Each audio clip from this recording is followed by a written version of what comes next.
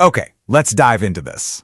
Welcome to today's Explainer, where we're unpacking a really interesting concept from our source material: 7 biblical signs God is removing people from your life.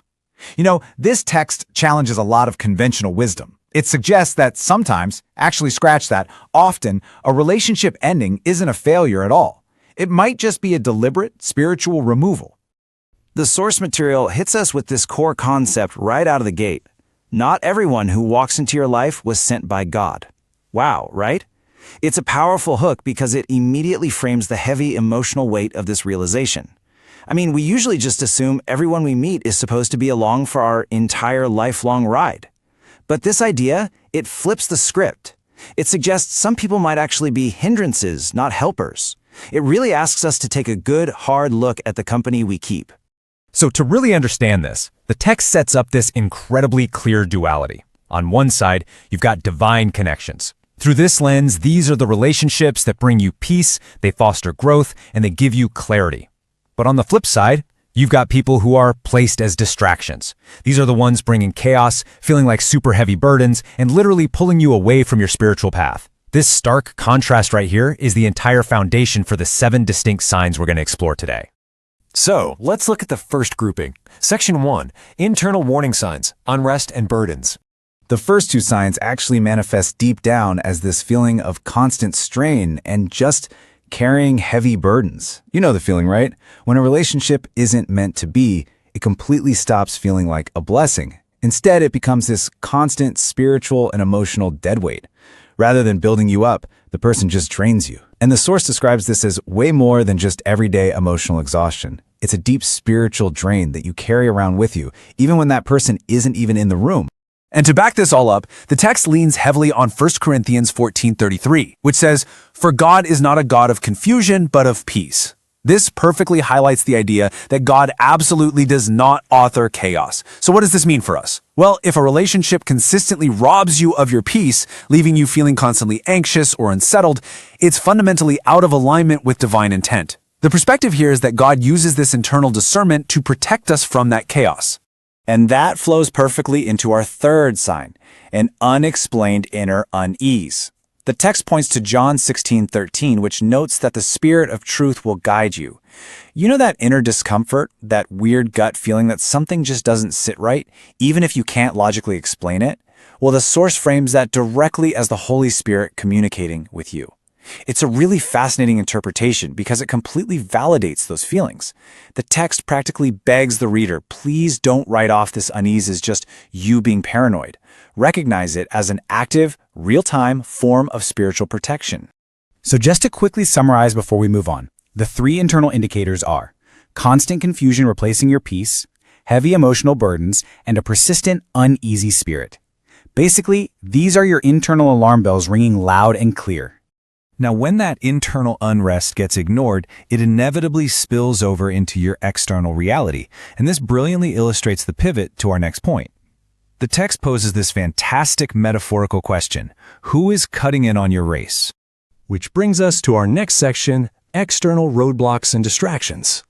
This brings us right to sign number 4. Leaning on Galatians 5:7, the source asks, "You were running a good race. Who cut in on you to keep you from obeying the truth?" A huge glaring indicator of a wrong relationship is when someone consistently pulls you away from your purpose.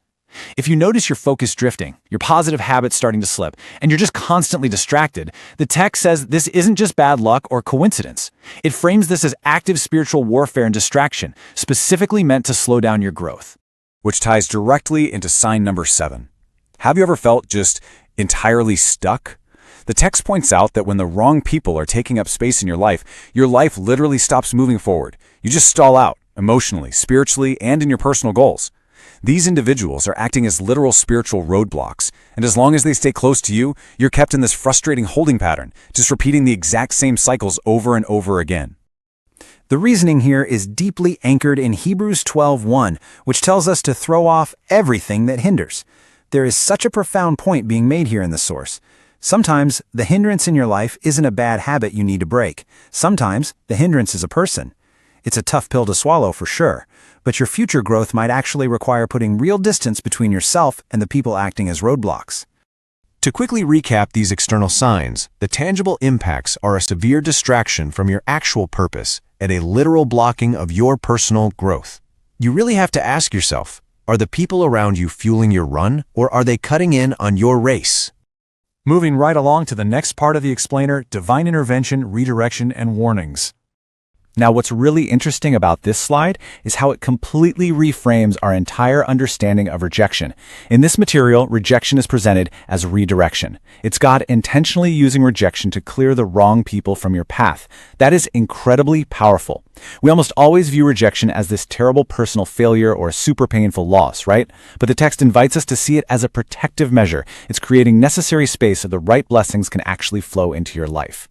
And this is beautifully supported by Revelation 3:7, which reminds us that what he shuts, no one can open. Looking through this lens, when your plans continuously fall through, or communication keeps breaking down, or opportunities completely dry up regarding a specific person, it's not just a string of bad luck. The source explains this as divine intervention, actively shutting the wrong doors.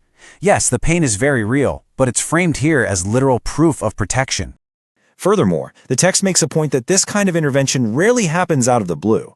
It almost always comes with repeated warnings first. These might take the form of incredibly obvious red flags, maybe vivid dreams, or even unsolicited wise counsel from trusted friends who can see what you can't. The absolutely key word here is repetition. The warnings are consistent. But we have to talk about the firm caution attached to this, found in Proverbs 29:1.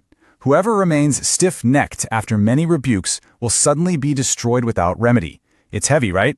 While warnings are a merciful heads-up from above, the source warns that continuously ignoring them will eventually force a very difficult, abrupt choice. Basically, you can't just ignore the warnings forever without facing the consequences. So, summarizing this particular section, the final two signs we covered are experiencing redirection cleverly disguised as rejection and receiving repeated warnings from multiple different sources. And that completes the 7-sign framework from the text. But the material doesn't just stop at the separation. It actually explores the aftermath too. Let's look at that aftermath now. The resolution, the return of peace. Leaning on Philippians 4:7, the text talks about a peace that transcends all understanding. Look, it totally acknowledges that the initial separation from someone, even the wrong someone, is going to sting. It hurts. But it argues that once they are truly gone, if your mind suddenly becomes calmer, your spirit feels lighter, and your focus gets sharper, well, that is no coincidence. That sudden, completely inexplicable peace, that is the ultimate confirmation of God's hand at work in your life. So the crucial point is beautifully succinct. Peace is proof of his protection. Removing someone from your life isn't fundamentally an act of punishment or just a sad loss. It's an act of deep restoration. It is returning to you the peace and the purpose that the distraction had taken away in the first place. We're going to wrap up today's explainer with this final, really provocative question taken directly from the source material. Will you trust him enough to let go? It really asks you to reflect on your own relationships, evaluate the signs we've structured today, and honestly consider whether you're holding on to something that is actually meant to be released. Thank you so much for joining me on this deep dive. I hope this structured look at the source material gave you the clarity and the focused learning you were looking for today. Catch you next time.